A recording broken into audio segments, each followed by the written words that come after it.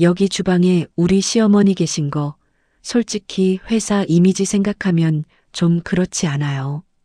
부장님 시어머니가 설거지 하시는 회사라니 고객들 알면 뭐라 그러겠어요.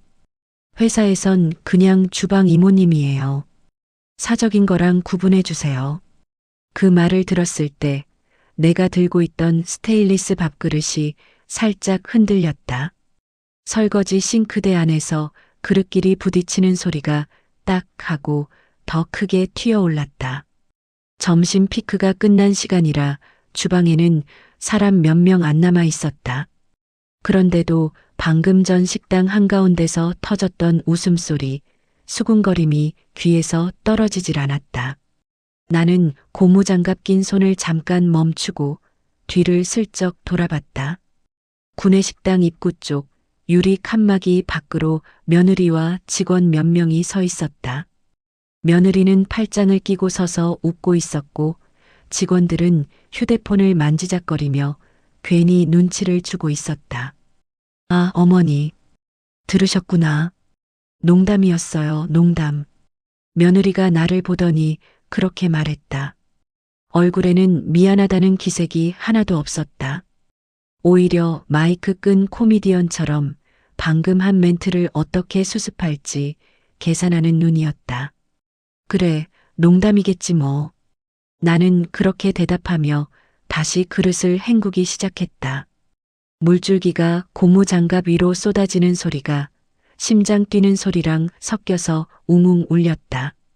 싱크대 안쪽 타일에 내 얼굴이 흐릿하게 비쳤다. 구부정한 어깨, 뒤로 묶은 머리, 새벽 5시부터 움직인 사람 얼굴. 식당 안은 아직도 미지근하게 데워져 있었다.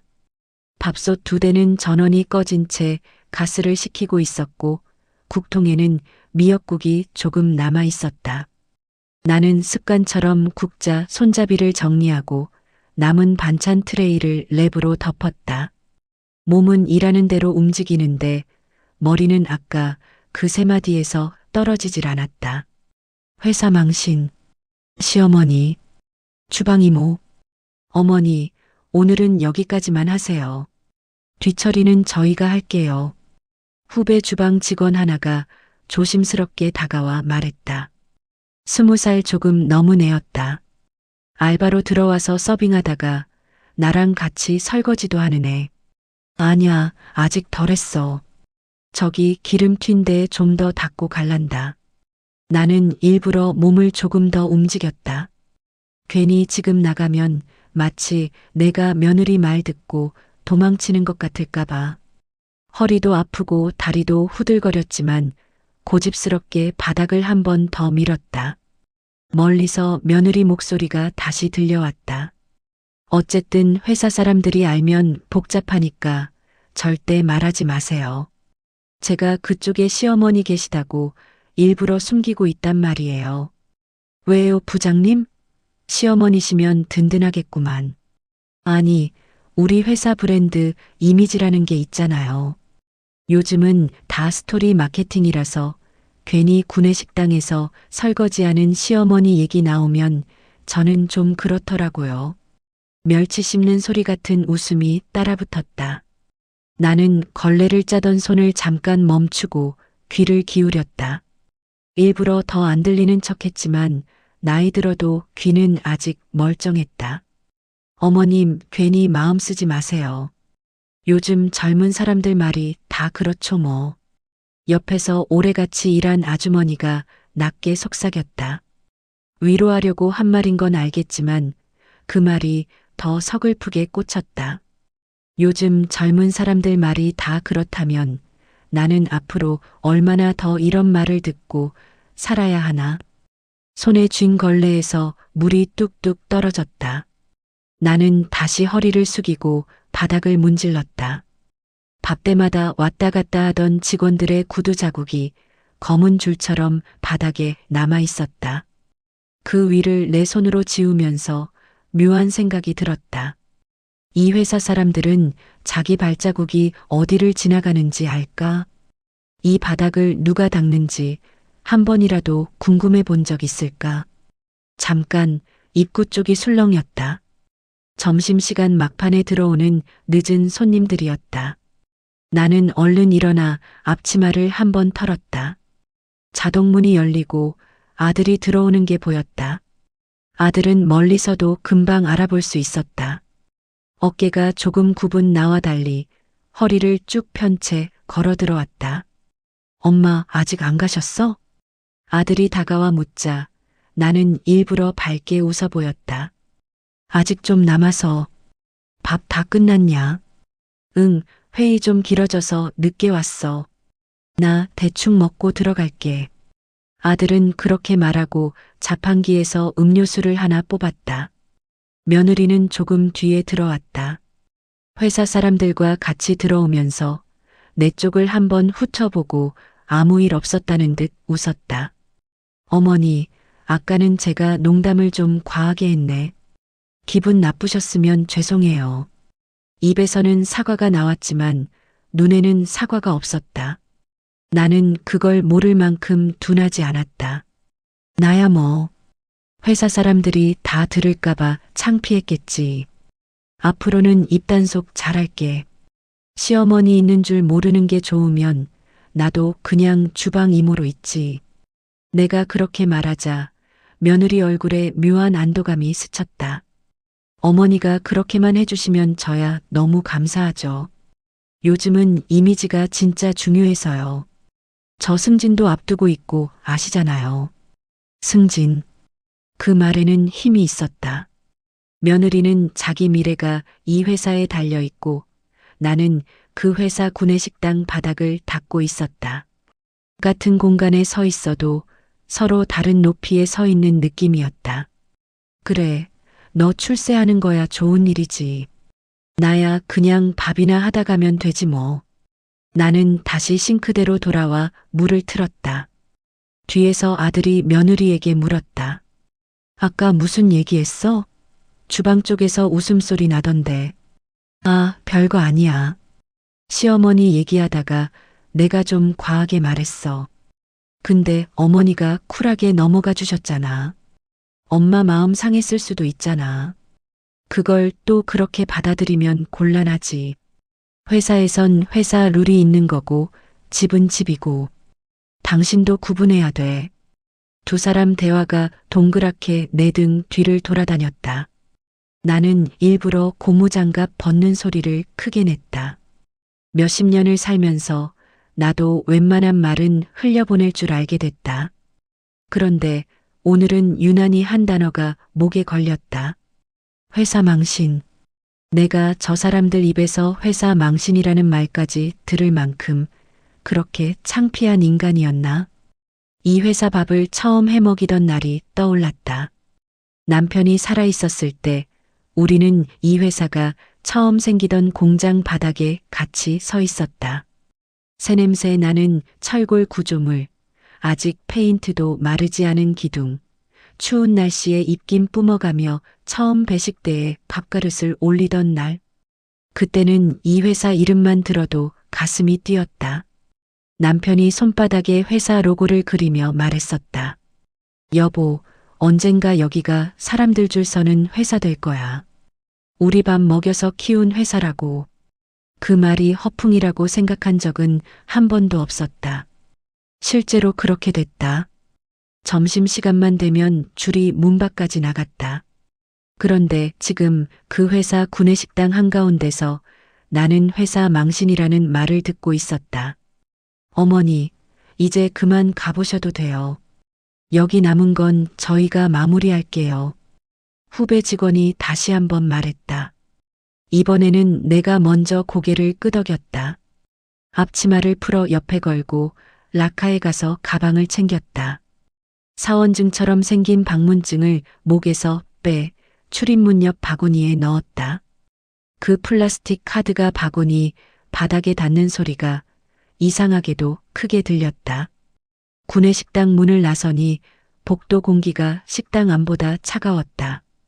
형광등 아래로 직원들이 빠르게 걸어 다녔다.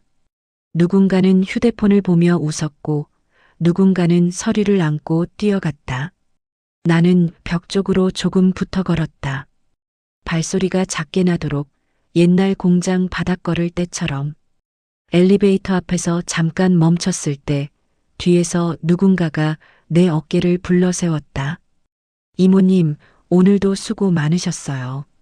한 번씩 인사해주는 젊은 직원이었다. 나는 웃으며 고개를 끄덕였다. 그래, 너도 고생 많다. 엘리베이터 문이 열렸다. 안에는 양복 입은 사람들이 서 있었다. 나는 잠깐 망설이다가 문이 닫히는 걸 그냥 보냈다. 계단으로 내려가기로 했다. 발걸음을 옮기면서 마음속에서 문장이 하나 또렷하게 떠올랐다. 회사 망신이라. 나는 계단 손잡이를 꽉 잡았다. 내 손등 위로 튀어나온 핏줄이 파랗게 보였다.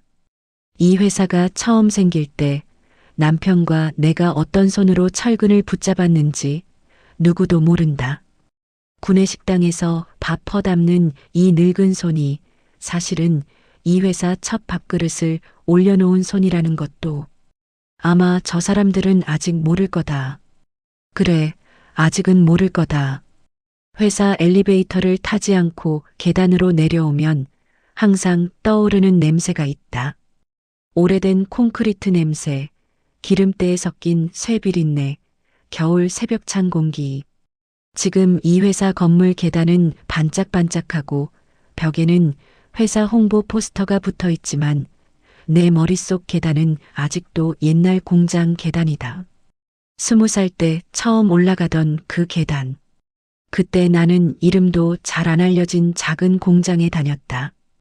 도시락 2개 싸들고 새벽 어두울 때 나가면 공장 굴뚝에서 연기가 올라가고 있었다. 기계 돌아가는 소리, 사람들 기침하는 소리, 쇠조각 떨어지는 소리가 한꺼번에 뒤섞여서 귀를 때렸다.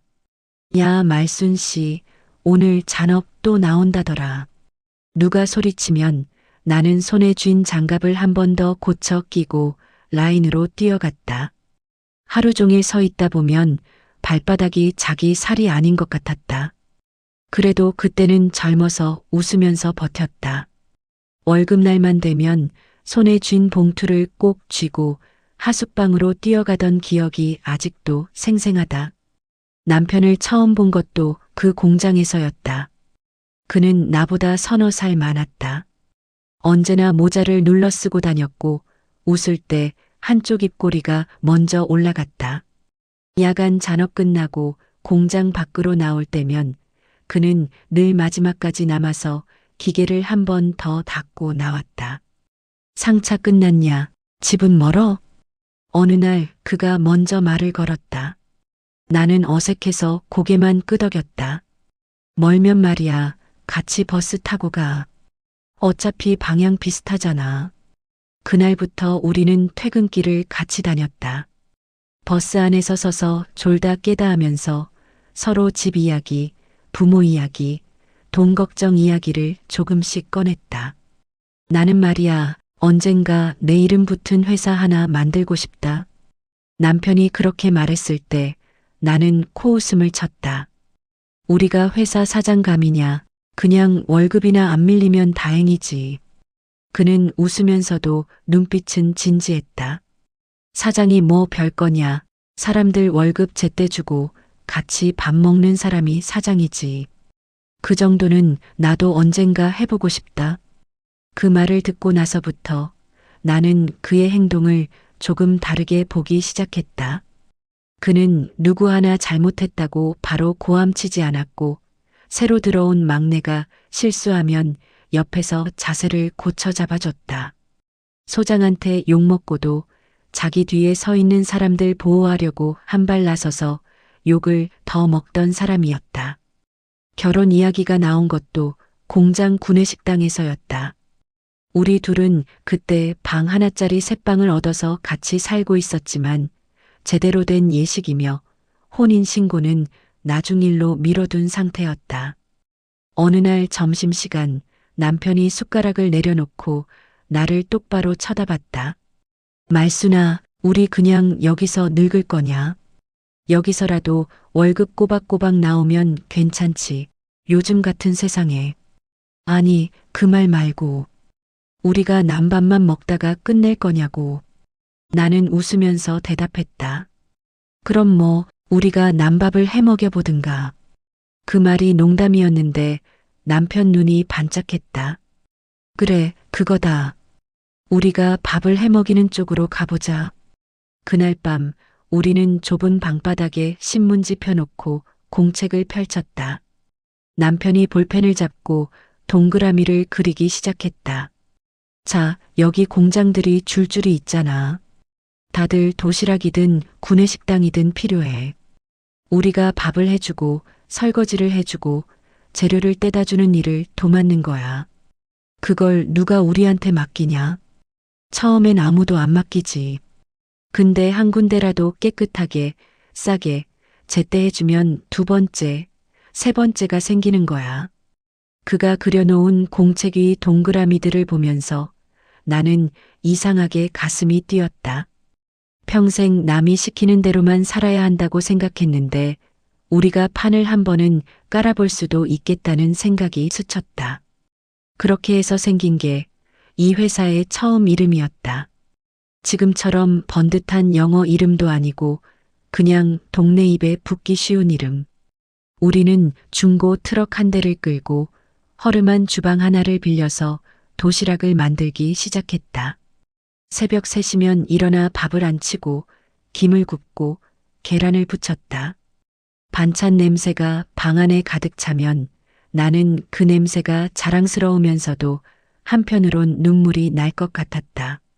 이 냄새가 친정 동네 허름한 집에만 머물지 않고 공장 식당까지 따라갈 거라는 생각이 들어서였다. 여보, 밥은 내가 책임질게. 당신은 사람들을 데려와.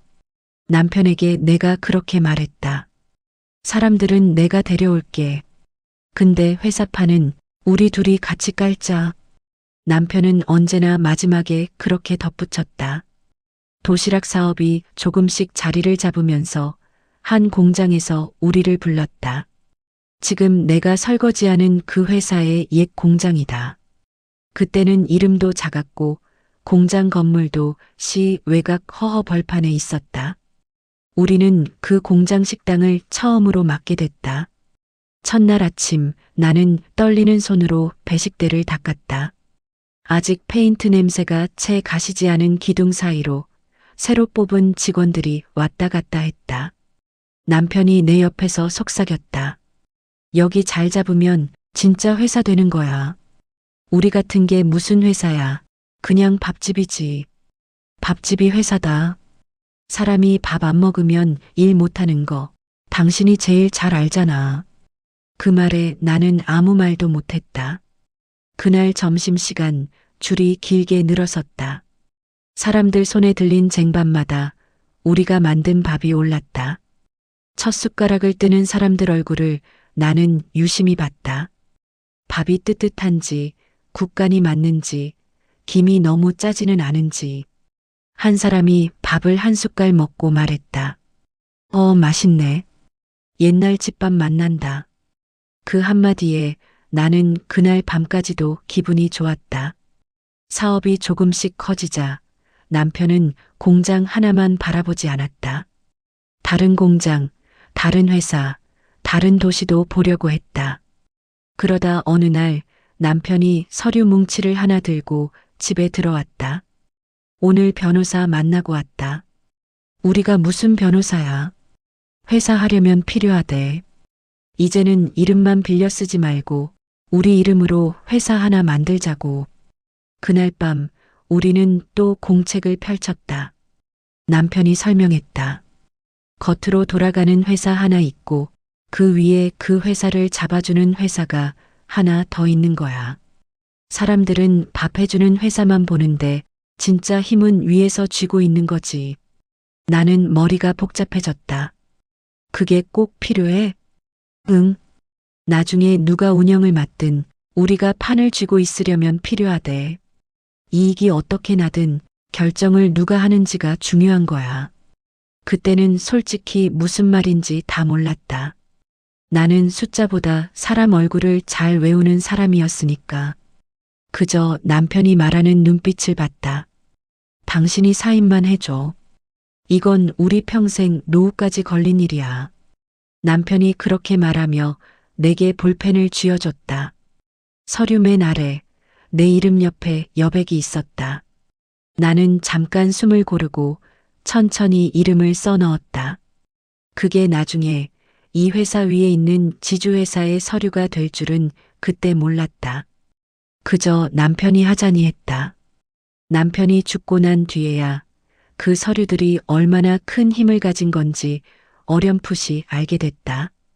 지금 구내식당 설거지통 앞에 서 있는 이 늙은 몸이 예전엔 첫 배식대를 지키던 사람이었다. 첫 도시락을 만들던 손, 첫 사원증을 나눠주던 손, 첫 로고를 벽에 붙이던 손. 그 손이 지금은 고무장갑을 끼고 그릇을 닦고 있다. 계단을 내려갈 때마다 나는 옛날 공장 계단을 같이 내려간다. 겨울밤 남편이 내 옆에서 말했다.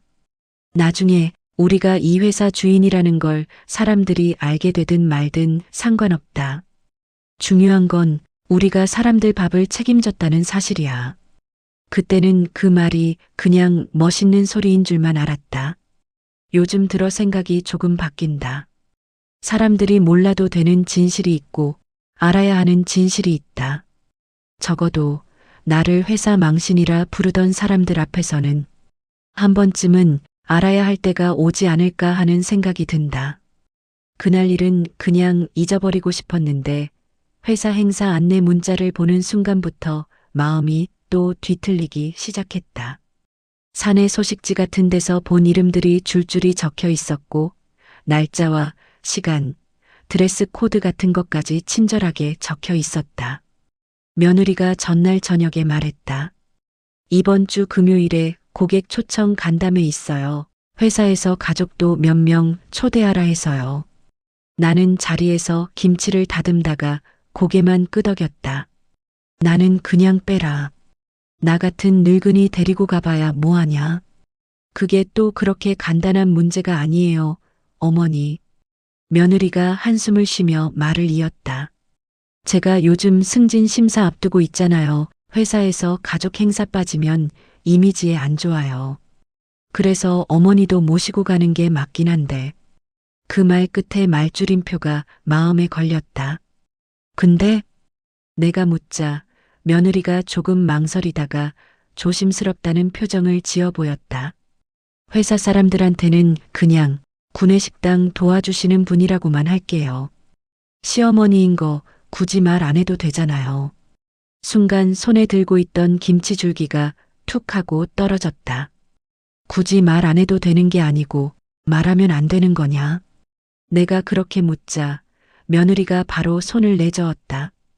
그런 뜻은 아니고요. 회사가 좀 보수적이라서요. 윗분들 중에 가족이랑 회사 얽히는 거 싫어하는 사람도 있거든요. 회사에서는 냉정하게 보는 게 맞다고 생각하는 분들이요. 그래서 나는 그냥 여기서도 남이라는 거냐? 나도 모르게 목소리가 조금 올라갔다. 부엌 공기가 순간 딱 굳었다. 그때 아들이 거실에서 고개를 내밀었다. 뭐가 또 그렇게 올라가, 무슨 얘기야?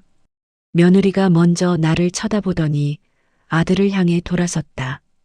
그냥 회사 행사 때 어머니 같이 모시고 가려고 한다고 얘기했어. 아들이 눈을 반쯤 감고 우리 둘 얼굴을 번갈아 봤다. 엄마는 가기 싫어하시겠지. 나는 김치 썰던 칼을 도마에 내려놓고 아들을 봤다. 나는 내가 좋으면 간다. 싫으면 안 간다. 문제는 그게 아니고 내가 말을 채 끝내기도 전에 며느리가 얼른 끼어들었다. 어머니, 그냥 회사에서는 저랑 모르는 사람인 것처럼만 행동해 달라는 거예요. 아들이 얼굴을 찌푸렸다. 그건 좀 너무했다. 당신이야 쉽게 말하지. 회사 사람들 시선은 내가 다 받는다고. 며느리 말투가 살벌해졌다. 나는 그 사이에 끼어들고 싶지 않았다. 대신 조용히 망에 든 배추를 헹궜다. 물소리가 싸하고 싱크대에 떨어졌다. 행사 날이 되자 나는 며느리 말대로 최대한 무난해 보이는 옷을 골랐다. 화려한 패턴이 없는 남색 가디건에 검은 바지, 깨끗이 빤 흰 블라우스, 내가 좋아하던 꽃무늬 저고리는 옷장 안에 그대로 둔 채 문을 닫았다. 현관 거울 앞에서 머리를 매만지고 있는데 며느리가 다가와 자세히 훑어봤다. 이 정도면 괜찮네요. 어머니, 오늘은 그냥 말 좀 아껴주세요. 내가 무슨 말을 그렇게 많이 한다고. 그게 아니라 요즘 세상 돌아가는 얘기 같은 거 괜히 꺼내지 마시고요. 정치 얘기, 옛날 군대 얘기, 옛날 공장 얘기 이런 거요. 나는 웃음이 나와서 코로 숨을 한 번 훅 내쉬었다. 내가 제일 싫어하는 게 내가 살아온 얘기다. 그 말이지. 그냥 회사 자리에서는 가급적이면 조용한 게 좋아요. 멸시도 아니고 조심이랍시고 둘러댄 말이었지만 듣고 있는 사람 가슴에는 비슷하게 박혔다. 함께 차를 타고 회사로 향하는 길, 창밖으로 지나가는 건물들이 전부 낯설어 보였다. 예전에 남편이랑 트럭 몰고 다니던 길도 아들 회사 정문도 다 다른 세상처럼 느껴졌다. 행사는 회사 1층 로비를 통째로 빌려서 진행됐다. 접수대 앞에는 이름표와 번호표가 가지런히 놓여 있었다. 유리병 너머로 화분과 스탠드 조명이 반짝거렸다. 나는 잠깐 발걸음을 멈추고 천장을 올려다봤다. 예전에 처음 이 회사 공장에 들어왔을 때 보던 천장과는 많이 달랐다. 그때는 콘크리트가 그대로 드러나 있었고 겨울이면 숨이 하얗게 올라갔다. 어머니, 여기 앉아서 잠깐만 기다리세요. 며느리가 안내 데스크 옆 의자를 가리켰다. 나는 어디 서 있어야 하는지부터 알려줘야지. 어차피 행사 시작할 때까지 시간 있어요. 저 접수하고 이런저런 인사하고 올게요. 어머니는 혹시 누가 물어보면 그냥 구내식당 직원이라고만 하세요. 시어머니라고 물어보면 안 물어봐요. 설마 누가 그렇게까지 캐묻겠어요. 며느리는 그렇게 말하고 회사 사람들 쪽으로 걸어갔다. 나는 의자 끝에 조심스럽게 앉았다. 손에 쥔 가방 끈이 축 늘어졌다. 구두굽이 딱딱 바닥을 두드리는 소리, 멀리서 들려오는 발표 연습 소리, 남들끼리 웃으며 부르는 이름들. 그 모든 소리가 나와는 상관없는 나라 말처럼 들렸다. 조금 있으니 아들이 다가왔다. 엄마, 괜찮아? 사람 많아서 복잡하지. 사람 많은 데는 공장에서도 많이 겪었다. 이 정도는 아무것도 아니다. 오늘은 그냥 구경만 하고 가. 특별히 인사 안 해도 돼. 아들이 내 옆에 앉으며 낮게 말했다. 회사 사람들한테 엄마가 구내식당 도와주는 분인 건 알고 있어? 몇 명은 알지. 입에 담았으니까. 지연이가, 그러니까 내 마누라가 나보고 회사에서는 엄마랑 일 안 엮이는 게 좋다고 하더라. 내가 그렇게 말하자 아들이 어깨를 움찔했다. 그 사람 말이 완전히 틀린 말은 아니야. 회사가 좀 복잡하니까. 내가 사람 사이 복잡한 거 걱정하는 건 알겠는데 그렇다고 내가 없는 사람 되는 건 싫다. 아들이 아무 말도 못하고 입을 다물었다. 그때 며느리가 멀리서 손짓을 했다. 어머니, 이쪽으로 오세요. 나는 자리에서 일어나 조심스럽게 걸어갔다. 며느리 옆에는 양복 입은 남자 둘, 나보다 조금 어린 여성 한 명이 서 있었다. 며느리가 나를 보고 웃으며 말했다. 여긴 우리 회사 전략기획팀 김 차장님, 옆에는 영업 쪽 박 과장님이에요. 나는 고개를 숙여 인사했다.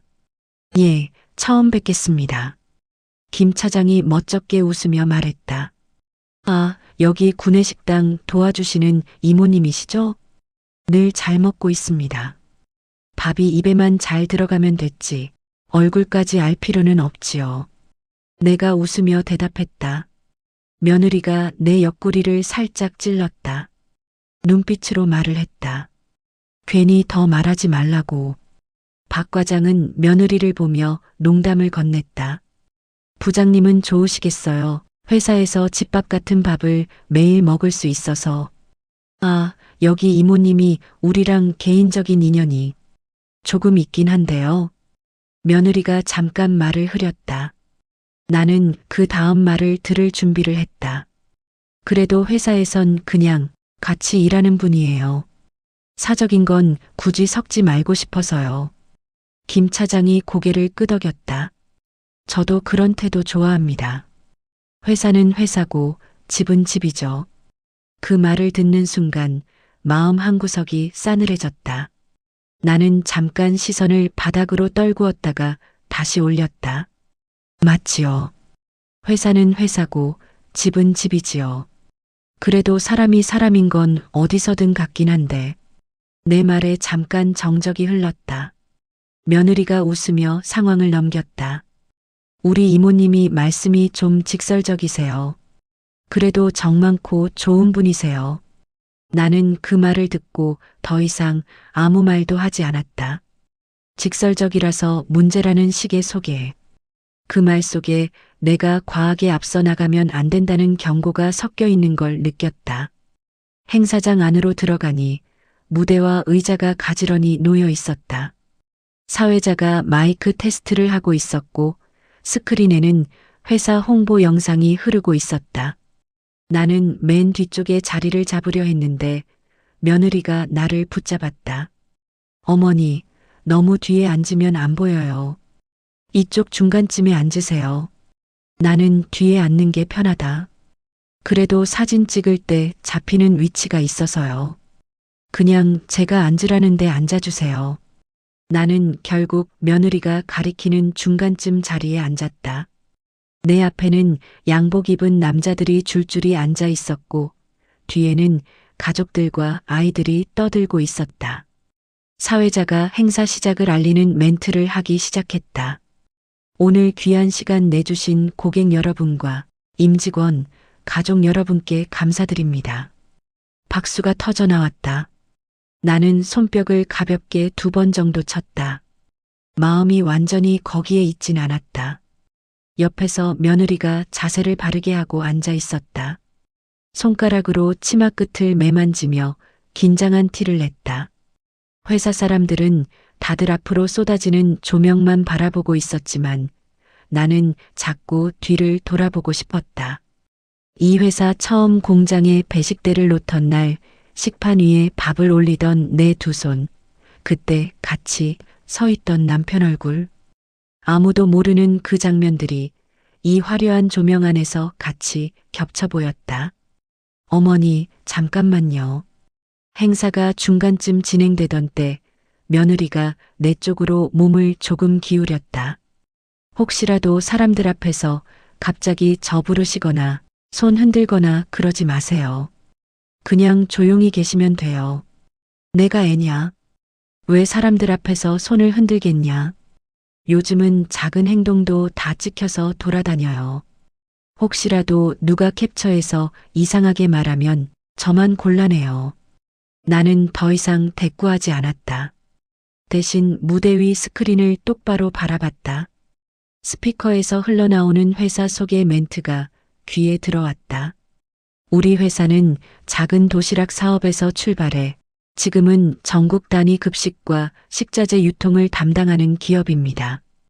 그 문장을 듣는 순간 가슴 어디선가 묘한 감정이 올라왔다. 작은 도시락 사업에서 출발했다는 말. 그 작은 도시락을 처음 만들던 손이 누구였는지 이 자리에 몇이나 알고 있을까? 나는 입술을 꼭 다물었다. 며느리가 옆에서 말을 걸어도 아들이 눈치를 봐도 아무 대답도 하지 않았다. 마음속으로 단 한 가지 생각만 반복했다. 한 번쯤은 알아야 할 때가 오지 않을까 하는 생각이 들었다. 행사가 끝나고 집에 돌아오는 길 나는 차 안에서 말 한마디도 하지 않았다. 아들은 중간중간 백미러로 나를 훔쳐봤고 며느리는 휴대폰 화면만 내려다봤다. 차 안을 채우고 있는 건 라디오 소리도 아니고 사람 숨 쉬는 소리도 아니고 오직 어색함이었다. 집에 도착하자 며느리가 먼저 내렸다. 어머니, 오늘은 고생 많으셨어요. 행사 분위기 나쁘지 않았죠. 그래, 잘 봤다. 나는 그 말만 남기고 현관 안으로 들어왔다. 발을 벗고 나서도 한동안 거실로 들어가지 못하고 신발장 앞에 서 있었다. 행사장에서 들었던 멘트들이 계속 머릿속을 맴돌았다. 작은 도시락 사업에서 출발해 지금은 전국 단위 급식과 식자재 유통을 담당하는 기업입니다. 그 작은 도시락을 처음 싸던 손이 누구였는지 그 자리에서 기억하는 사람은 하나도 없었다. 아니, 기억하고 싶지 않은 사람들 뿐이었겠지. 그날 밤 나는 평소보다 조금 더 깊은 잠에 빠졌다가 새벽에 벌떡 깨버렸다. 몸이 아파서 깬 건 아니었다. 머릿속에 오래전 종이가 한 장 떠올랐다. 남편이 마지막으로 내게 내밀던 그 두꺼운 서류 봉투. 변호사 사무실에서 받아온 회사 구조도와 지분표. 그 안에 작은 글씨로 적혀 있던 이름들. 그 중 하나가 내 이름이었다. 그걸 꺼내 보려다 나는 다시 손을 거뒀다. 괜히 새벽에 서랍을 뒤적이면 마음만 더 어지러울 것 같았다. 대신 주전자에 물을 올려놓고 부엌 의자에 앉았다. 물 끓는 소리를 들으면서 나는 다른 생각을 했다. 나 혼자만 알고 있는 이 회사 이야기, 누군가랑 한 번쯤은 확인해 보고 싶다. 다음 날 나는 아들이 출근하고 며느리가 집을 나간 뒤 작은 가방을 챙겼다. 예전에 복지관에서 받아둔 안내문이 생각났다. 노인 일자리, 기초연금, 이런 안내만 있는 줄 알았는데 한 귀퉁이에 무료 법률 상담이라고 적힌 칸이 있었다. 그때는 그냥 지나쳤는데 오늘은 그 글자가 머릿속에서 반짝거렸다. 동네 복지관에 도착하니 현관 앞에 작은 게시판이 눈에 들어왔다. 각종 안내문 옆에 지역 소식, 공공기관 채용 공고, 신문 잘라붙인 기사도 몇 장 붙어 있었다. 나는 습관처럼 게시판 앞에 멈춰섰다. 눈에 먼저 들어온 건 지역 대표 기업, 상생 협력 간담회 개최라는 제목이었다. 기사 한쪽에 회사 이름이 선명하게 찍혀 있었다. 내가 설거지하던 그 회사였다. 사진 속에는 대표, 임원들, 시청 관계자들이 웃고 있었다. 그 옆에는 이런 문장이 적혀 있었다. 오호푸드서비스, 오호홀딩스 산하 급식식자재 전문 기업으로 성장. 홀딩스? 그 단어를 보는 순간 심장이 한번 크게 뛰었다. 나는 기사 밑을 유심히 훑어 내려갔다. 기자 이름 옆 조그맣게 붙어 있는 기업 설명 칸이 있었다. 지주회사 오호홀딩스의 최대 주주 오말순, 창업주고 이정우 회장의 배우자. 오말순, 내 이름. 창업주 배우자, 최대 주주. 어머, 저 할머니 성함이랑 같네. 옆에서 게시판을 같이 보던 다른 노인이 그렇게 중얼거렸다. 나는 반사적으로 한 걸음 뒤로 물러섰다. 그래, 같은 이름 가진 사람 많지. 나는 아무렇지 않은 척 대답했다. 입술 안쪽을 살짝 깨무는 걸 들키지 않으려고 입꼬리를 올리며 웃었다. 손바닥에는 땀이 배어 있었다. 복지관 안으로 들어가 안내 데스크에 다가가자 직원이 반갑게 인사했다. 어머니, 무슨 일로 오셨어요? 저기 게시판에 보니까 무료 법률 상담 있다길래 그거 한번 물어보려고 왔다. 아, 오늘 오전에 노무 상담하고 오후에 법률 상담 있는 날이에요. 직원이 달력을 확인하며 말했다. 무슨 내용 상담받고 싶으세요? 나는 잠깐 망설이다가 말을 꺼냈다. 내 이름이 들어간 회사 서류가 있는데 그게 지금도 힘이 있는 건지 궁금해서. 지분, 상속 그런 내용이세요. 그런 쪽인 것 같기도 하고 나도 다는 잘 모르겠다. 직원이 고개를 끄덕였다. 그럼 오후에 오시는 변호사님께 한번 보여드리면 좋겠네요. 서류를 집에서 가져와야겠네? 네, 가능하시면요. 근데 지금도 혹시 회사 이름은 기억나세요? 그 질문에 나는 조심스럽게 회사 이름을 말했다. 직원이 컴퓨터를 켜고 뭔가를 검색하기 시작했다. 화면에 글자가 빠르게 올라갔다 내려갔다 했다. 아, 여기 있네요. 꽤 큰 회사네요. 직원이 감탄한 듯 말했다. 지주회사 오호홀딩스가 있고 그 아래에 오호푸드 서비스랑 다른 계열사들이 있대요. 나는 모니터를 뚫어져라 쳐다봤다. 화면 한쪽에 지분 구조라는 말이 보였다. 직원이 마우스로 그 부분을 가리켰다. 여기 보시면 최대 주주 이름이 나와요. 나는 숨을 조금 고르고 입을 열었다. 혹시 그 이름이? 직원이 화면을 내 쪽으로 조금 돌려줬다. 그곳에는 분명히 내 이름이 적혀 있었다. 작은 글씨였지만 내 눈에는 숫자보다 더 크게 들어왔다. 오말순, 지분율 41.3%. 뒤이어 다른 이름들도 보였다. 남편 이름, 예전에 같이 일했던 사람 이름. 어떤 이름은 낯설었다. 하지만 제일 낯선 건 내 이름이 거기에 그렇게 당연한 듯 적혀 있다는 사실이었다. 어머니, 혹시 동명이인 아니세요? 직원이 조심스럽게 물었다. 모르지. 세상에 말순이 얼마나 많은데. 나는 그렇게 웃으며 넘겼다. 하지만 가슴속에서는 오래전 변호사 사무실에서 들었던 목소리가 다시 살아났다. 이제부터는 실질적인 의결권은 부인께 넘어가는 겁니다. 그때 무슨 말을 했는지 다 기억나지는 않는다. 다만 남편이 내 손을 꼭 잡고 했던 말만은 또렷했다. 당신이 이 회사 지분을 가져야 우리 애가 안전하다. 복지관 직원이 말을 이었다. 어머니, 오후 상담 오시면 그때 변호사님이 자세히 설명해 주실 거예요. 그럼 몇 시에 오면 되냐? 2시쯤 오시면 될 것 같아요. 선착순이라 조금 일찍 오시면 더 좋고요. 그래, 알겠다. 고맙다. 나는 고개를 숙여 인사하고 복지관 밖으로 나왔다. 햇빛이 게시판 위 신문 종이를 비추고 있었다. 내 이름이 적힌 그 문장이 다시 눈에 들어왔다. 지주회사 오호홀딩스의 최대 주주 오말순. 나는 그 문장을 손가락으로 따라 읽었다. 종이 위로 따라가는 내 손가락이 아주 조금 떨렸다. 누군가 뒤에서 지나가며 물었다. 어머니, 아는 사람이에요? 글쎄, 나도 한 번쯤은 알아야 할 사람 같아서. 나는 모른 척 웃으며 대답했다. 그리고 마음속으로만 덧붙였다. 이제는 나도 내가 정확히 누군지부터 알아야겠다. 집으로 돌아오는 길, 버스 창밖으로 회사 건물이 스쳐 지나갔다. 유리벽에 비친 로고가 햇빛을 받아 반짝거렸다. 어제 행사에서 들었던 멘트가 다시 귓가에 울렸다. 작은 도시락 사업에서 출발해 지금은 전국 단위 급식과 식자재 유통을 담당하는 기업입니다. 나는 버스 손잡이를 꽉 잡았다. 손등에 핏줄이 또렷이 드러났다. 언젠가 남편이 했던 말이 떠올랐다.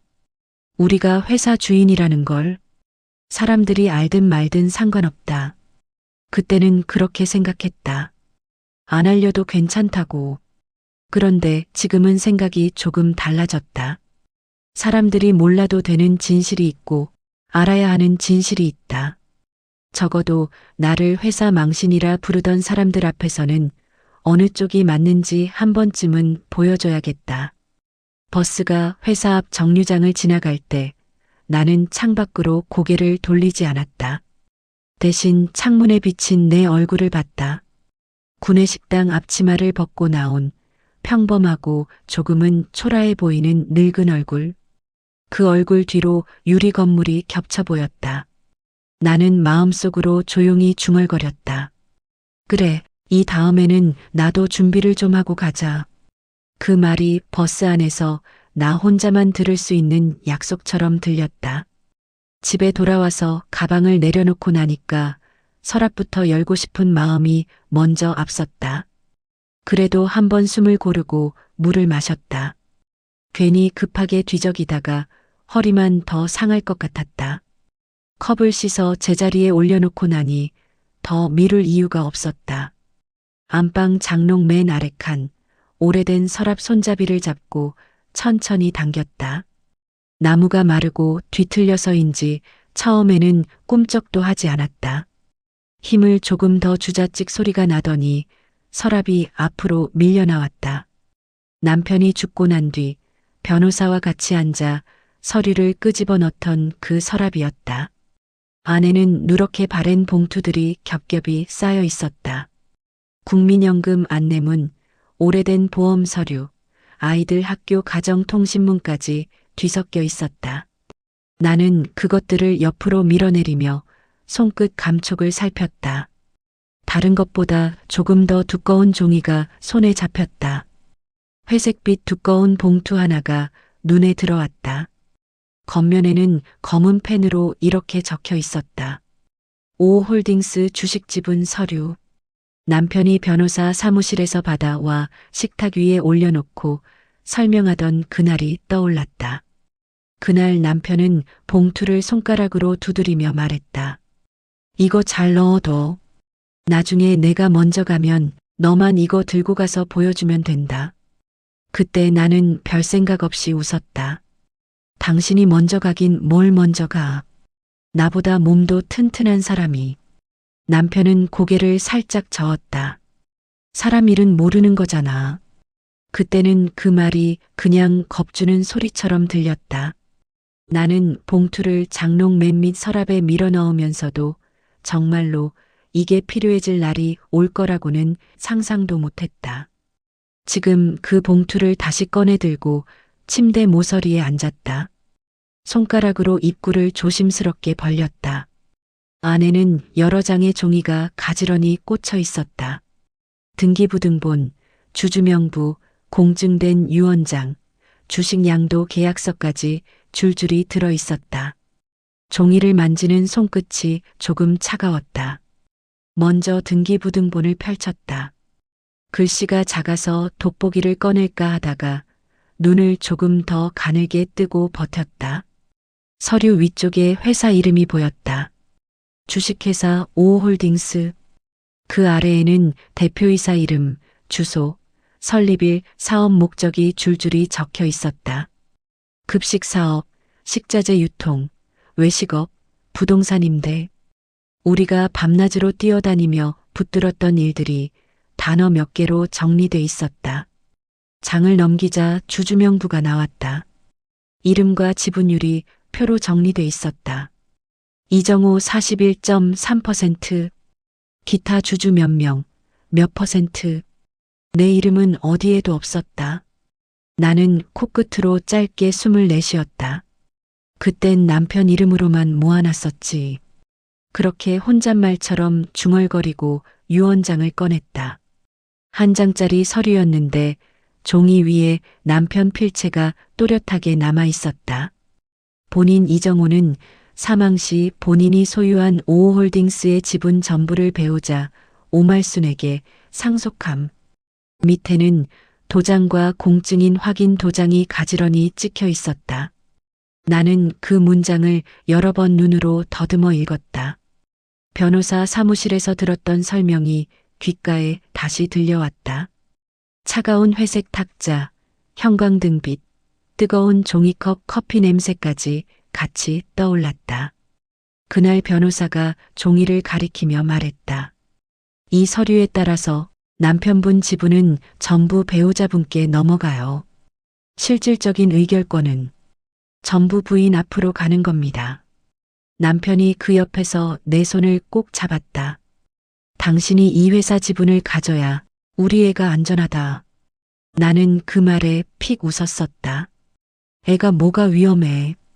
괜히 겁주지 마. 남편은 웃지 않았다. 눈빛이 조금 진지했다. 지금은 별일 없어도 나중에 회사가 더 커질 수도 있잖아.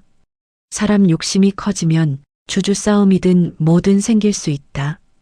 애가 그 안에 끼는 꼴은 나는 죽어도 보기 싫다. 나는 그때도 여전히 실감이 안 났다. 나는 회사 일 잘 모르는데 내가 그런 걸 쥐고 있어도 되냐? 남편이 고개를 저으며 웃었다. 당신이 제일 많이 알지. 사장 얼굴보다 밥 먹는 사람들 얼굴은 당신이 다 알잖아. 그 말이 이상하게 마음에 남았었다. 내가 평생 기억해온 건 월급날 날짜나 숫자가 아니라 밥받아가던 사람들의 표정이었다. 많이 배고픈 얼굴인지, 야근 앞둔 얼굴인지, 월급 들어온 날 얼굴인지, 밥그릇만 봐도 대충 알 수 있었다.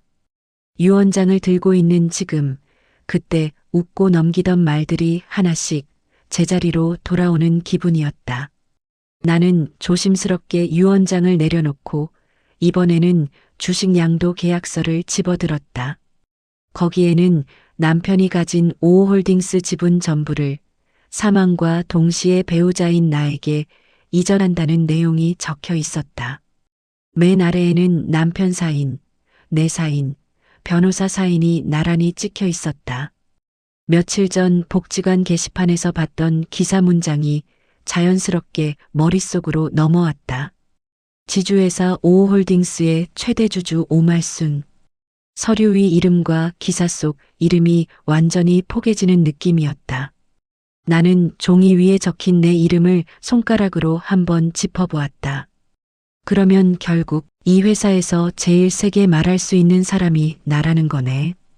입 밖으로 새어나온 말을 듣고 내가 더 놀랐다. 그동안 나는 구내식당에서 앞치마 두르고 고무장갑 낀 손으로 설거지통을 붙잡고 있었다. 며느리는 그런 나를 보고 회사 망신이라는 말을 했었다. 그 손이 사실은 이 회사에 제일 큰 힘을 쥔 손이라니. 웃음이 나올 것 같다가도 바로 눈물이 치밀었다. 둘 다 삼키느라 목이 뜨겁게 탔다. 나는 깊게 숨을 들이마시고 일부러 투덜거리듯 중얼거렸다. 그래 봐야 뭐해. 내가 나가서 뭘 어떻게 하겠냐. 그 말 아래로 다른 목소리가 아주 작게 따라붙었다. 그래도 알고 있는 사람은 한 명쯤 있어야지. 복지관 게시판 앞에서 서류를 보던 직원 얼굴이 떠올랐다. 어머니, 이 회사 꽤 큰 회사네요. 지주회사 있고 그 밑에 계열사도 여러 개 있고.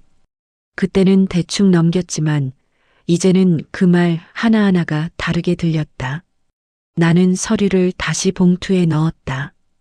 이번에는 서랍 맨 뒤가 아니라 손만 뻗으면 닿는 앞쪽에 눌러 넣었다. 시계를 보니 아직 점심 전이었다. 한숨을 쉬고 부엌으로 나가 쌀을 씻었다. 칼로 야채를 썰고 국을 끓이면서도 머릿속에서는 숫자들이 떠다녔다. 지분율, 회사 이름, 지주회사, 최대 주주. 점심을 대충 먹고 나서 나는 봉투를 다시 가방 안에 넣었다. 어깨에 걸었을 때 이상하게도 가방 무게가 전에 비해 훨씬 무겁게 느껴졌다. 단순히 종이 몇 장이 아니라 내 평생이 같이 들어있는 느낌이었다. 복지관에 도착하니 상담실 앞 의자에 노인들이 둘러앉아 있었다. 연금 이야기, 자식 이야기, 상속 이야기 같은 단어들이 여기저기서 들려왔다. 나는 순번표를 뽑고 자리에 앉았다. 잠시 후 직원이 문을 열고 이름을 불렀다. 다음 분 들어오세요. 오말순 어르신. 나는 천천히 일어나 가방 끈을 고쳐 잡았다. 상담실 문을 열고 들어가니 책상 하나와 의자 둘, 서류가 놓인 탁자가 있었다. 안경을 쓴 중년 남자가 나를 보며 자리에서 살짝 몸을 일으켰다. 어서 오세요. 어떤 상담 도와드리면 될까요? 나는 가방에서 회색 봉투를 꺼내 책상 위에 올려놓았다. 이 회사 이름이랑 내 이름이 같이 적힌 서류들인데 이게 지금 나한테 어떤 뜻인지부터 알고 싶다. 변호사가 고개를 끄덕이며 봉투를 열었다. 서류를 한 장씩 꺼내 읽기 시작했다. 그의 손가락이 글자 위를 천천히 짚고 지나갔다. 나는 눈을 떼지 않고 그 움직임을 바라봤다. 그동안 구내식당 설거지통 속 물은 수백 번 갈아엎었지만 내 이름이 적힌 이 물은 오늘에서야 제대로 들여다보는 것 같았다. 지금 이 순간부터 남편이 남겨둔 유언이 진짜로 내 삶 안으로 들어오기 시작하는 기분이었다.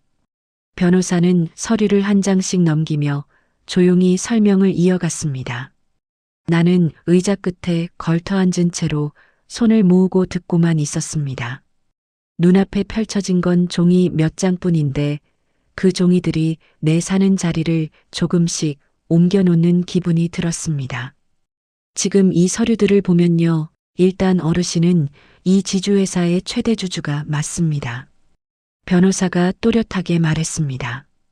나는 눈을 껌뻑이며 물었습니다.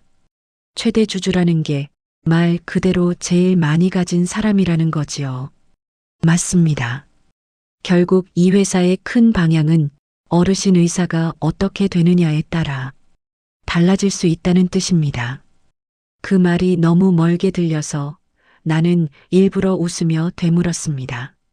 내가 밥이나 하던 사람이 무슨 회사를 어떻게 좌지우지하겠습니까? 변호사가 미소를 지었습니다. 하지만 눈빛은 진지했습니다. 밥하던 사람이면 어떻습니까? 지분을 가진 사람이 주인이지요. 지금은 다른 이름으로 대표이사를 두고 있지만 법적으로 힘을 가진 사람은 지분 제일 많이 가진 쪽입니다. 나는 손바닥을 한번 비볐습니다. 고무장갑 대신 주름진 맨손이 서로 스치는 감촉이 어색했습니다. 내가 이걸 안 쓰고 그냥 묻어두면 아무 일도 안 일어나는 거겠지요. 당장은 그렇겠지요. 다만 다른 사람들이 어르신 의견을 대신 행사하려 들 수도 있습니다. 가족이나 회사 쪽 사람들 중 누군가가요. 그 말에 마음 한구석이 움찔했습니다. 며느리가 생각났습니다. 회사 이미지, 승진, 사람들 시선. 그런 말들을 하던 얼굴이 떠올랐습니다. 어르신이 회사 다니신다고 하셨지요. 구내식당에서 일하신다고. 예, 설거지하고 배식도 좀 돕고 그렇습니다. 일하시는 데서 부당하게 대우받으신다거나 억울한 일은 없으신지요? 그 질문이 이상하게 가슴에 박혔습니다. 나는 잠깐 입술을 다문 뒤 조심스럽게 말을 꺼냈습니다. 회사 사람들은 날 그냥 주방 이모라고 부릅니다. 며느리는 회사에서 나를 시어머니라고 말하고 싶어 하지 않고요. 나는 며칠 전 식당 한가운데서 주고받았던 말들을 가능한 한 담담하게 들려주었습니다. 회사 망신이라는 말, 이미지가 안 좋다는 말, 가족이 얽히면 안 좋다는 말까지 하나씩 꺼냈습니다. 변호사는 고개를 끄덕이며 들었습니다. 그런 대우를 받으셔도 그동안은 그냥 참고 일하셨던 거군요. 애들 사는데 방해될까 싶어서요. 괜히 내가 나섰다가 애만 욕먹을까 봐요. 근데요, 어르신이 최대 주주라는 사실을 아무도 모르는 채로 두면요. 그 사람들은 계속 그렇게 어르신을 그냥 값싼 노동력 정도로만 볼 가능성이 큽니다. 나는 그 말을 들으면서도 바로 대답하지 못했습니다. 마음속에서 두 목소리가 싸우고 있었습니다. 가만히 있어라. 잘 지나가게 내버려둬라. 그리고 또 다른 목소리는 말했습니다. 한 번쯤은 사람 대접받고 살아도 된다. 변호사가 조심스럽게 말을 이어갔습니다. 지금 당장 무언가를 결정하시라는 건 아닙니다. 다만 이 사실을 알고 계셔야 합니다. 원하시면 회사 쪽에 공식적으로 알려서 주주로서 의견을 내실 수도 있고요. 아니면 그냥 지켜만 보시다가 정말 더 이상 못 견디겠다 할 때 움직이실 수도 있습니다. 나는 고개를 천천히 끄덕였습니다. 지금은 일단 알고만 있겠습니다. 그래도 한 가지는 확실히 해두고 싶습니다. 변호사가 내 쪽을 바라봤습니다. 어르신은 그 회사에서 절대로 하찮은 자리가 아니라는 것. 나는 그 말을 마음속에 조용히 접어 넣었습니다.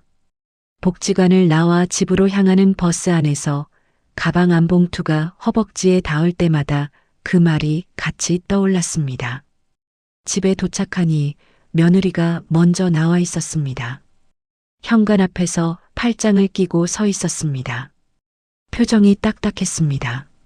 어머니, 어디 다녀오셨어요? 복지관 좀 갔다 왔다. 왜 그러냐? 회사에서 오늘 회의가 있었거든요. 구내식당 외주 전환 이야기 나왔어요. 가슴이 쿵 내려앉는 소리가 들리는 것 같았습니다. 나는 신발도 다 벗기 전에 물었습니다. 그럼 나는 어떻게 되는 거냐? 그래서 그 얘기하려고요. 어머니까지 일이 애매해졌어요. 거실로 들어와 앉으니 며느리가 서류 한 장을 내밀었습니다. 인사팀에서 온 안내문이었습니다. 용역 전환, 계약 종료, 근로 조건 변경 같은 단어들이 빼곡히 적혀 있었습니다. 간단히 말하면요, 어머니 자리는 곧 정리될 거예요. 외주 업체에서 사람을 다시 뽑든지 아니면 기존 인력을 넘겨받든지 할 텐데, 회사 입장에서는 가족이 계속 그 자리에 있는 게 부담스럽다는 의견이 많아요. 나는 종이 위 글자를 한 줄씩 천천히 읽었습니다. 손이 약간 떨렸지만 글자는 또렷이 보였습니다. 내가 거기 들어갈 때는 싼값으로 사람 하나 구했다면서 좋아하던 사람들이더니. 그렇게 말하자 며느리가 표정을 굳혔습니다. 그때랑 지금이랑 상황이 달라요. 이제 회사는 더 커졌고 보는 눈도 많아요. 시어머니가 구내식당에서 일한다는 얘기 언제 어떻게 외부로 새어나갈지 몰라요. 회사 이미지 생각하면 지금 정리하는 게 서로 좋을 수도 있어요. 그 말 하나하나가 가슴을 눌렀습니다. 나는 최대한 차분한 목소리로 물었습니다. 그럼 나는 언제까지 나가면 되겠냐? 이번 달까지만 하시는 걸로. 정리하는 게 좋을 것 같아요. 퇴직금이니 뭐니 할 것 없고요. 어머니가 계약직으로 들어오신 거잖아요. 서로 편하게 마무리하는 게 좋겠죠. 편하다는 말이 이렇게 불편하게 들리기는 처음이었습니다. 나는 서류를 천천히 접어 테이블 위에 올려놓았습니다. 그때 아들이 퇴근하고 들어왔습니다. 분위기가 심상치 않다는 걸 눈치챘는지 문을 닫기도 전에 물었습니다. 무슨 일 있어? 얼굴들이 왜 그래? 며느리가 먼저 입을 열었습니다. 오늘 회사에서 구내식당 외주 결정 났어. 어머니 자리도 같이 정리해야 될 것 같아. 아들이 나와 며느리 얼굴을 번갈아 보다가 나를 향해 한 걸음 다가왔습니다. 엄마, 괜찮아? 나는 웃는 얼굴을 애써 지었습니다. 괜찮다. 나이도 있는데 언제까지 설거지만 하겠냐. 몸도 슬슬 힘들고 이제 쉬면 되지. 아들이 안도의 한숨을 쉬는 게 눈에 보였습니다. 며느리는 표정을 정리하고 말을 더 보탰습니다. 맞아요. 어머니도 이제 좀 쉬세요. 회사라는 데가 냉정해서요. 괜히 나중에 더 상처받기 전에 지금 정리하는 게 나아요. 아들이 어정쩡한 표정으로 말했다. 그래도 통보가 너무 갑작스럽다. 어머니 나이가 있으신데. 당신도 알잖아. 회사 사정. 며느리가 딱 잘라 말했습니다. 지금 구조조정 이야기 나오고 외부 감사도 들어온다고 하는데 그 상황에서 시어머니가 구내식당에 있는 걸 좋게 볼 사람이 몇이나 되겠어. 아들이 입을 다물었습니다. 나는 두 사람 얼굴을 차례로 보다가 조용히 말했다. 둘 다 맞는 말이지. 회사 사정도 있고 내 나이도 있고. 그러니까 너는 너 할 일 하고 있어라. 아들이 고개를 떨궜습니다. 엄마 마음 상하지 마. 나도 어쩔 수가. 어쩔 수 없다는 말은 끝까지 듣고 싶지 않아서 나는 손을 들어 말을 잘랐습니다. 알았다. 내 입장도 안다. 그러니까 이 일은 내 일이니까 내가 알아서 정리하겠다. 그날 밤 방으로 들어와 문을 닫고 나서야 나는 가방을 열었습니다. 복지관에서 들고 온 서류 봉투와 회사에서 받은 계약 종료 안내문을 나란히 꺼내 침대 위에 올려놓았습니다. 한쪽에는 최대 주주, 다른 한쪽에는 계약 종료. 같은 사람 이름이 적혀 있는 두 장의 종이가 묘한 대비를 이루고 있었습니다. 나는 볼펜을 들고 작은 수첩을 꺼냈습니다. 수첩 첫 장에 이렇게 적었습니다. 회사 망신이라고 했던 날의 말들. 그 아래에 며느리가 했던 말들을 하나씩 떠올려 적었습니다. 회사 이미지 생각하면 시어머니 일하는 거 티나면 안 돼요. 회사에서는 그냥 주방 이모님이에요. 가족이 회사에 얽혀 있으면 객관성이 떨어진다고 봐요. 한 줄 한 줄 적을 때마다 그날의 공기와 사람들 표정이 같이 떠올랐습니다. 나는 손을 멈추지 않았습니다. 오늘 들은 말도 적었습니다. 회사 사정 생각하면 지금 정리하는 게 서로 편해요. 외부 감사 들어오는데 시어머니가 구내식당에 있는 건 좋게 안 보일 거예요. 수첩을 덮고 나서야 손이 멈췄습니다. 방 안은 조용했지만 머릿속에서는 많은 것들이 움직이고 있었습니다. 남편의 유언, 복지관 변호사의 목소리, 게시판에서 봤던 기사, 인사팀 안내문, 며느리 말투, 아들의 한숨. 나는 천장을 바라보며 조용히 중얼거렸습니다. 그래. 지금은 내 말대로 회사 사정 생각해서 조용히 나가주겠다. 그러나 마음속 깊은 곳에서는 또 다른 문장이 조용히 자라나고 있었습니다. 다음에 회사 사정 이야기할 때에는 누가 누구 사정을 먼저 봐야 하는지 한 번쯤은 바뀔 수도 있겠다. 가방 안에 봉투와 수첩을 다시 넣으며 나는 내일 아침 설거지를 하러 가는 길이 오늘하고는 조금 다를 거라는 생각을 했습니다. 회사에서 마지막 며칠은 이상하리만큼 조용했습니다. 사람들 태도는 크게 달라지지 않았습니다. 여전히 나를 보면 이모님, 오늘 반찬 맛있어요. 그렇게 웃으며 접시를 내밀었고 나는 평소처럼 밥을 퍼담고 그릇을 받았습니다. 달라진 건 내 마음뿐이었습니다. 설거지통 앞에 서 있을 때마다 이제 이 물장구가 끝나간다는 생각과 동시에 이 회사판을 흔들 수 있는 키가 내 손안에 있다는 사실이 같이 떠올랐습니다. 마지막 근무날 오후 나는 일부러 조금 더 늦게 라카룸에서 나왔습니다. 앞치마를 벗어 고리에 걸고 고무장갑을 가지런히 포개 두었습니다. 출입증을 목에서 풀어 바구니에 넣을 때 이 플라스틱 카드가 오늘까지만 내 목에 걸려 있었다는 생각이 들었습니다. 회사 1층 로비를 지나가는데 안내 데스크 뒤쪽에 붙은 전광판이 눈에 들어왔습니다. 작은 글씨로 뭔가가 올라갔다 내려갔다 했습니다. 가까이 가서 보니 이런 글자가 박혀 있었습니다. 정기 주주총회 안내 일시 월일 장소 본사 대회의실. 나는 그 자리에서 한동안 전광판을 바라봤습니다. 날짜를 머릿속으로 되새겼습니다. 복지관 변호사가 했던 말이 떠올랐습니다. 어르신이 원하시면 주주총회에 참석하셔서 의견을 내실 수도 있습니다. 최대 주주는 가서 앉아있기만 해도 사람들이 다 알지요. 그때는 그 말이 너무 멀게 느껴져서 대답을 흐렸었는데 지금은 이상하게 손이 떨리기보다 차분해졌습니다. 나는 안내 데스크 쪽으로 다가가 조심스럽게 물었습니다. 저기 이 회사 주주총회 안내문은 어디서 볼 수 있습니까? 직원이 나를 위아래로 훑어보더니 익숙한 얼굴이라는 것을 깨달은 듯 웃었습니다. 아, 구내식당에 계시던 어머님이시죠? 예. 나도 주식을 조금 가지고 있어서 궁금해서 한번 물어보려고 왔습니다.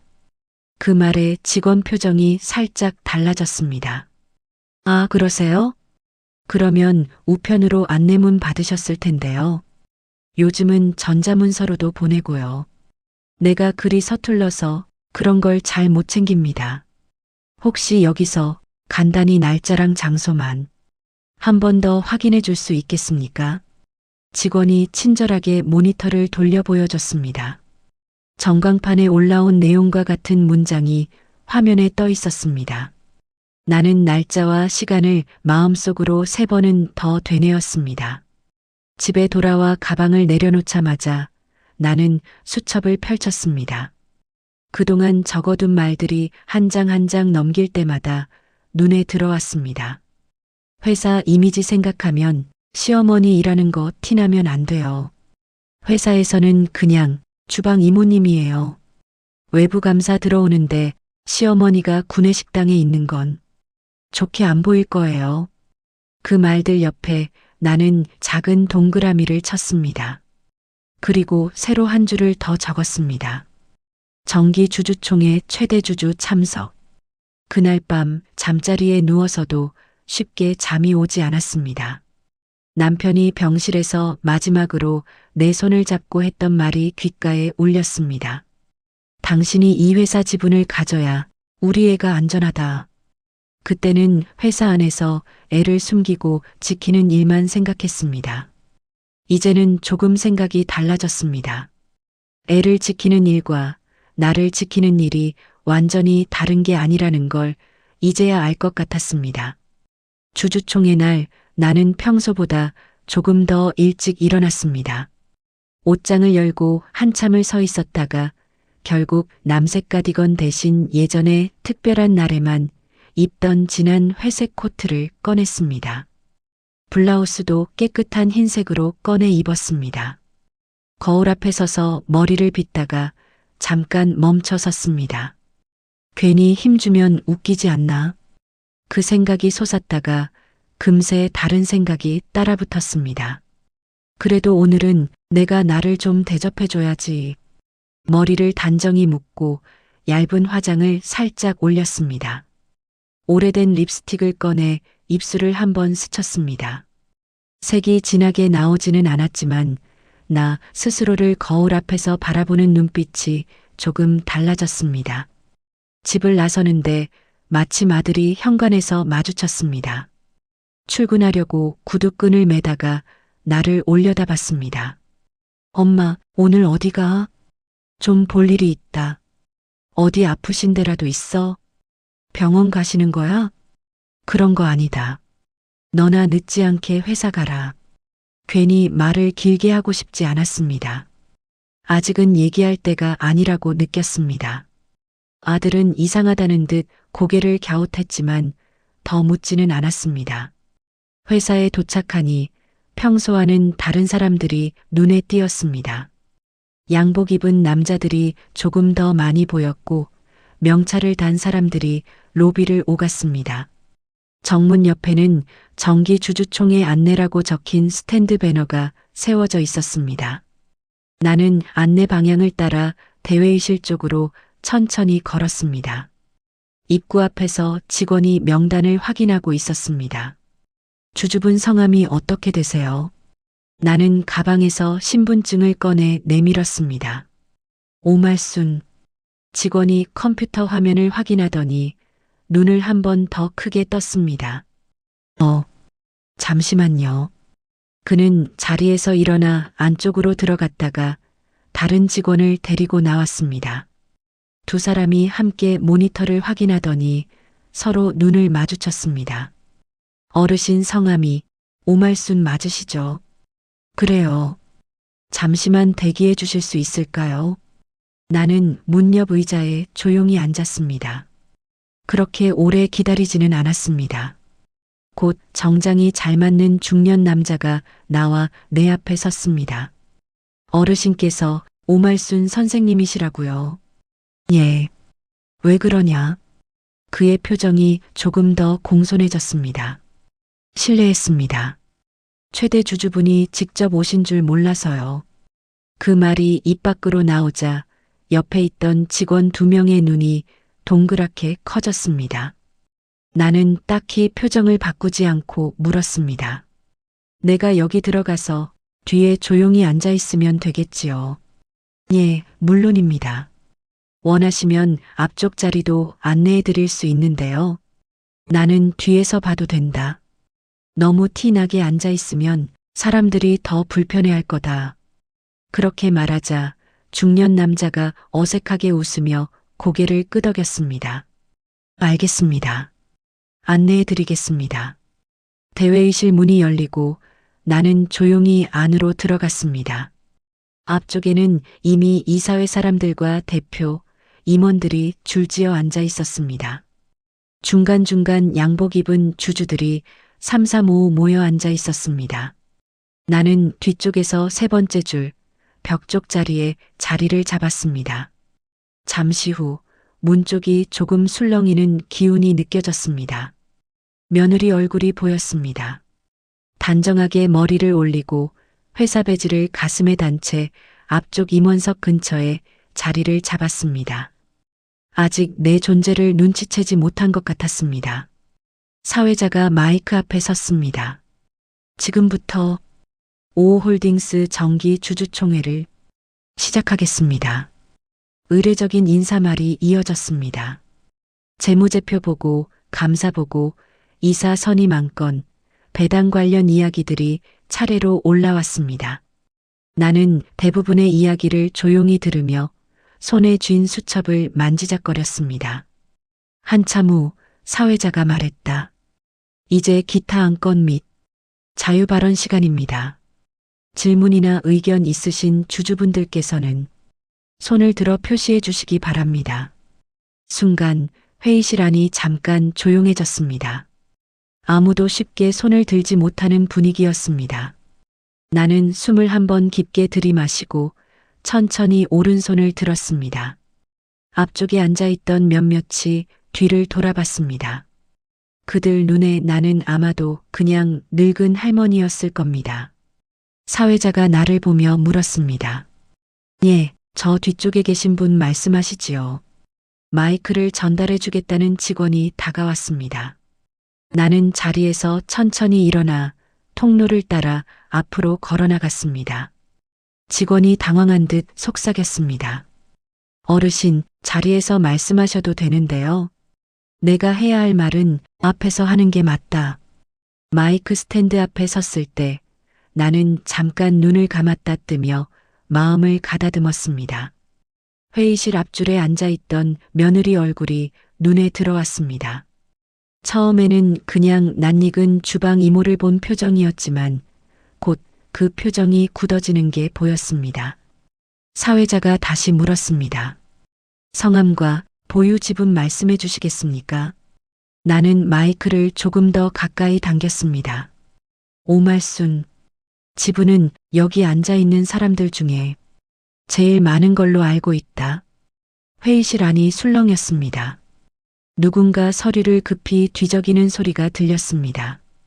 대표로 보이는 남자가 사회자에게 뭔가를 건네받고 눈으로 빠르게 읽었습니다. 그리고 자리에서 벌떡 일어나 나를 향해 허리를 숙였습니다. 예, 맞습니다. 최대 주주님이십니다. 그제야 여기저기서 의자 끌리는 소리, 속삭이는 소리가 들렸습니다. 며느리 얼굴은 하얗게 질려 있었습니다. 나는 그 얼굴을 잠깐 바라보다가 다시 마이크를 향해 입을 열었습니다. 나는 이 회사 구내식당에서 그동안 설거지를 해왔다. 사람들은 나를 그냥 주방 이모라고 불렀다. 좋다. 밥하는 사람이 이모든 할머니든 뭐든 상관없다. 근데 어느 날 이런 말을 들었다. 나는 주머니에서 작은 수첩을 꺼냈습니다. 앞장에 적어둔 문장을 펼쳐 마이크 앞에서 또박또박 읽었습니다. 회사 이미지 생각하면 시어머니 일하는 거 티나면 안 돼요. 회사에서는 그냥 주방 이모님이에요. 외부 감사 들어오는데 시어머니가 구내식당에 있는 건 좋게 안 보일 거예요. 한 줄 한 줄 읽을 때마다 회의실 안 공기가 조금씩 바뀌었습니다. 누군가는 얼굴을 굳혔고 누군가는 내 쪽을 향해 몸을 조금 더 돌렸습니다. 이 말들을 한 사람은 지금 앞줄에 앉아있는 이 회사 임원이다. 나는 며느리가 앉아있는 쪽을 눈으로 가리켰습니다. 사람들 시선이 한꺼번에 그쪽으로 향했습니다. 며느리는 얼어붙은 표정으로 나와 사람들 사이를 번갈아 보고 있었습니다. 대표가 마이크를 잡고 조심스럽게 말을 꺼냈습니다. 그 부분은 차후에 내부적으로 나는 말을 잘랐습니다. 내가 오늘 여기 온 이유는 개인 감정 풀려고 온 게 아니다. 이 회사가 어디서 시작됐는지, 누구 손에서 밥이 만들어졌는지 한 번쯤은 기억하자는 말하려고 왔다. 그리고 회사 이미지 이야기하기 전에 사람 이미지부터 생각하자는 말도 같이 하려고 왔다. 나는 숨을 한번 고르고 수첩을 덮었습니다. 주방에서 설거지하던 노인을 회사 망신이라고 부른다면 그 회사는 밥 먹는 사람들한테도 언젠가 같은 말을 들을 거다. 회의실 안이 조용해졌습니다. 누가 컵을 잡던 손을 멈추는 게 눈에 들어올 정도였습니다. 나는 조금 더 낮은 목소리로 말을 이었습니다. 나는 구내식당 외주 전환 안건에 대해서 최대 주주로서 반대 의견을 내겠다. 이 회사 밥 먹는 자리를 숫자만 보고 쉽게 잘라내지 말자는 안건도 같이 내겠다. 사회자가 허둥지둥 정리하려고 했습니다. 예, 그 부분은 의제 추가를 논의해서 대표가 손을 들어 그 말을 막았습니다. 아닙니다. 최대 주주님의 안건은 바로 상정해서 논의하겠습니다. 그는 고개를 숙이며 덧붙였습니다.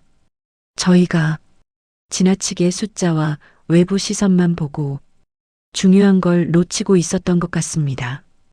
회사 역사를 처음부터 지켜보신 분께서 직접 목소리를 내주셨으니 진지하게 듣겠습니다. 그 말에 여기저기서 고개 끄덕임이 보였습니다. 며느리는 여전히 말 한마디 하지 못하고 앉아 있었습니다. 나는 며느리 쪽을 잠깐 바라보다가 다시 마이크에 입을 대고 마지막으로 말했습니다. 나는 내가 이 회사 주인이라고 떠들고 다니고 싶은 마음은 없다. 다만 나를 회사 망신이라고 부르는 입 앞에서는 한 번쯤은 누가 누구 덕에 밥 벌어먹고 있는지 생각해 달라는 거다. 그 말을 마치고 마이크에서 물러났습니다. 발걸음을 뒤로 옮길 때 회의실 안에서 조용한 박수 소리가 퍼져나갔습니다. 처음에는 몇 명뿐이었지만 점점 더 많은 사람들이 손을 모았습니다. 내가 다시 뒤쪽 자리로 돌아가 앉았을 때쯤 며느리는 고개를 푹 숙이고 있었습니다. 그 모습이 불쌍하다고 느껴지기보다 이제야 자기가 서 있던 자리를 제대로 보는 얼굴 같다는 생각이 들었습니다. 나는 무릎 위에 올려둔 손을 가만히 바라봤습니다. 고무장갑 대신 맨손으로 쥔 손가락 마디마다 그동안 설거지통에서 버텨온 세월이 패여 있었습니다. 그리고 오늘 처음으로 그 손이 이 회사 안에서 사람들 앞에 제대로 올려진 자리 같다는 생각이 들었습니다. 주주총회가 끝나고 잠시 휴정이 선언되자 회의실 안 공기가 한꺼번에 느슨해졌다가 또 다른 방향으로 팽팽해지는 느낌이 들었습니다. 사람들은 일부러 나를 쳐다보지 않는 척하면서도 시선이 한 번씩 내 쪽을 훑고 지나갔습니다. 대표는 이사회 사람들과 짧게 이야기를 나누더니 다시 마이크를 잡았습니다. 방금 최대 주주님의 말씀을 듣고 구내식당 외주 전환 안건은 당분간 보류하는 것이 맞다고 판단했습니다. 회사라는 곳이 숫자만 보고 움직이는 조직은 아니어야 한다는 기본을 다시 한번 생각하게 되었습니다. 조용한 박수가 다시 한번 흘렀습니다. 나는 굳이 더 박수를 따라 치지 않았습니다. 마음속에서는 이미 할 말을 다 했다는 생각이 들었습니다. 주주총회가 끝나고 사람들이 하나둘 회의실을 빠져나갈 때 대표가 직접 내 자리까지 다가왔습니다. 그는 두 손을 모아 허리를 깊게 숙였습니다. 오늘 말씀 뼈에 새기겠습니다.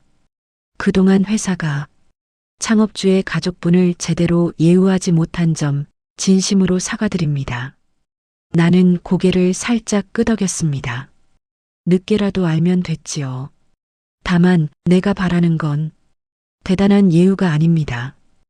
밥 먹고 일하는 사람이 사람 취급은 받았으면 좋겠다는 거지요.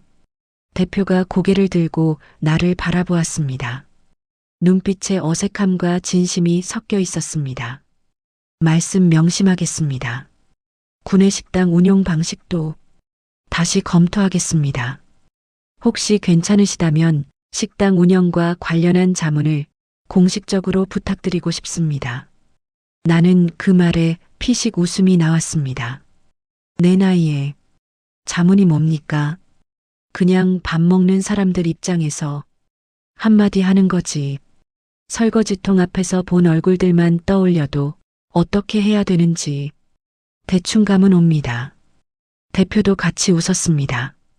회의실 구석에서 며느리가 조심스럽게 나를 바라보고 있었습니다.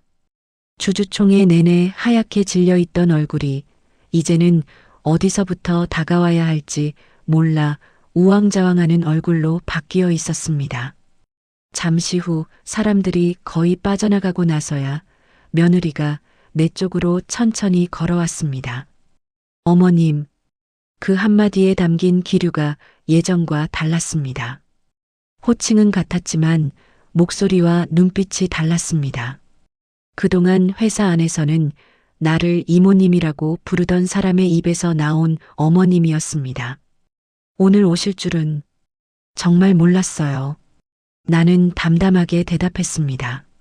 나도 오늘 와야겠다는 생각을 얼마 전에야 했으니까. 복지관 게시판만 아니었으면 나도 아직 모를 뻔했지. 며느리 눈이 잠깐 흔들렸습니다. 제가 너무 회사를 핑계로 어머니를 불편하게 대했던 것 같아요. 그날 했던 말들 다 들으셨죠? 회사 이미지, 외부 감사, 그런 거요. 나는 수첩을 꺼내지 않고도 그 말들을 떠올릴 수 있었습니다.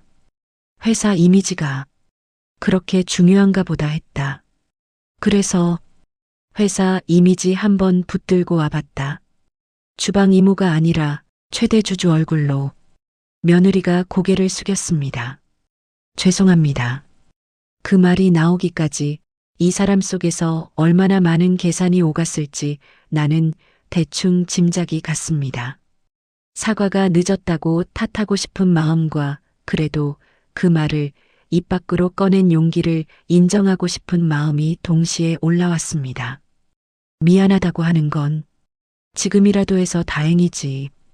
근데 한 가지만은 꼭 기억해라. 며느리가 조심스럽게 눈을 들었습니다. 사람을 볼 때는 언제든 내가 실수할 수 있다는 생각부터 하고 봐라.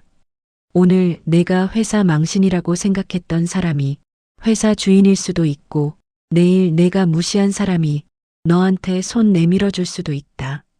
사람은 위아래가 그렇게 쉽게 안 가른다. 며느리 눈가가 조금 붉어졌습니다. 앞으로는 어머니께서 불편하신 일 없게 제가 먼저 신경 쓰겠습니다. 나는 고개를 가볍게 끄덕였습니다. 회사에서는 괜히 나 때문에 너 불편해질까봐 이제 그만두려고 했다. 근데 오늘 보니까 그냥 조용히 빠지는 것도 답은 아닌 것 같더라. 나는 설거지통 앞에서 물 튀는 거야. 이제 슬슬 힘에 부치니까 그만두려는 거고 밥 먹는 사람들 자리는 쉽게 안 잘랐으면 좋겠다. 그건 내가 계속 싸워라. 며느리가 의외라는 표정으로 나를 바라보았습니다. 제가요? 그래. 내가 거기 앉아 있으니까 너한테 시킨다. 주방 이모 하나 내쫓아서 회사 이미지 지킨다는 소리는 다시는 내 입에서 나오지 않게 해라. 그 말에 며느리는 조용히 고개를 끄덕였습니다. 회사 밖으로 나오니 바람이 살짝 차가웠습니다. 로비 유리문에 비친 내 모습이 보였습니다. 오늘만큼은 구내식당 앞치마 대신 조금은 단정한 노인 하나가 서 있었습니다. 집에 돌아와 현관문을 열자 아들이 안에서 기다리고 있었습니다. 정장을 벗지도 않은 채 거실 한가운데 서 있었습니다. 엄마, 오늘 회사 왔다 갔다면서?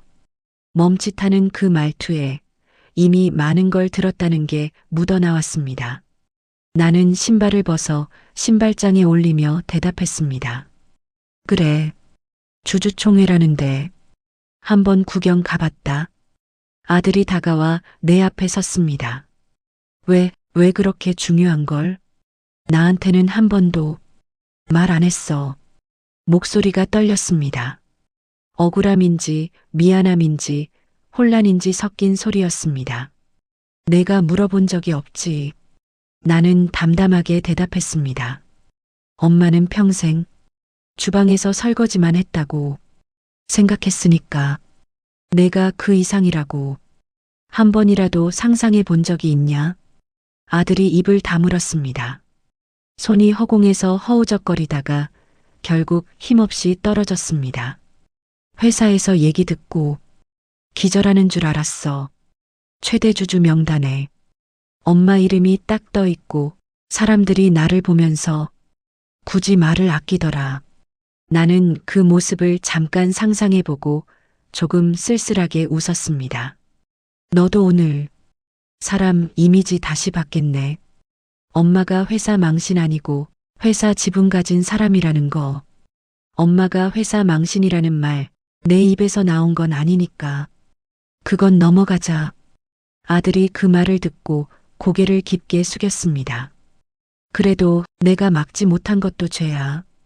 그 말을 옆에서 듣고도 그냥 회사 사정이라고 넘긴 게 지금 제일 부끄러워. 나는 그 말을 듣고 잠시 말없이 아들의 어깨를 바라보았습니다.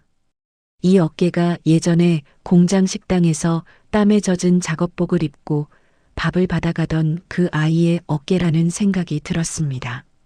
지금이라도 부끄러울 줄 알면 됐다. 앞으로는 내가 서 있는 자리에서 다른 사람 안 무시하면 된다. 엄마가 회사에서 설거지통 붙잡고 있든 주주총회에 앉아 있든 사람 대접은 최소한 해라. 아들이 그제야 고개를 들었습니다. 눈가가 젖어 있었습니다. 엄마, 응, 이제 그만 회사 일은 내려놔. 주주든 뭐든 엄마 몸이 먼저야. 나는 그 말에 고개를 끄덕였습니다. 그래, 설거지는 이제 그만하려고. 대신 숫자 몇 개는 조금 더 들여다보려고 한다. 내 이름이 적힌 회사가 어디로 가는지만은 내가 보고 있을 거다. 그날 밤 방으로 들어와 다시 봉투를 꺼냈습니다. 서류를 하나씩 훑어보며 나는 펜을 들고 작은 메모를 남겼습니다. 주주총회 참석 구내식당 외주 전환 보류. 그 옆에 조그맣게 한 줄을 더 붙였습니다. 회사 망신은 노인이 아니라 사람을 몰라보는 입이었다. 수첩을 덮고 불을 끄려다 나는 창밖을 한 번 더 내다봤습니다. 멀리 회사 건물 꼭대기에 걸린 로고가 희미하게 보였습니다. 예전에는 그 로고를 볼 때마다 내 손이 만든 도시락과 국 냄새가 먼저 떠올랐습니다. 이제는 거기에 숫자와 이름, 주주총회장, 마이크 앞에 서 있던 내 모습이 함께 떠올랐습니다. 그래도 결국 이 회사가 회사인 이유는 하나뿐이라는 생각이 들었습니다. 밥 먹고 일하러 오는 사람들이 내일도 이 건물 문을 열고 들어오기 때문이라는 것. 그 사람들 밥이 식지 않도록, 그 밥을 만드는 손이 괄시당하지 않도록 오늘 내가 마이크 앞에 섰다는 생각이 들었습니다. 나는 조용히 눈을 감고 속으로 한 번 더 중얼거렸습니다. 그래, 이제는 나도 내 이름만큼은 내가 지키고 살겠다. 그 말은 이번에는 회사도 며느리도 아들도 아닌 오래 버티며 설거지를 해온 나 자신에게 건네는 인사처럼 느껴졌습니다.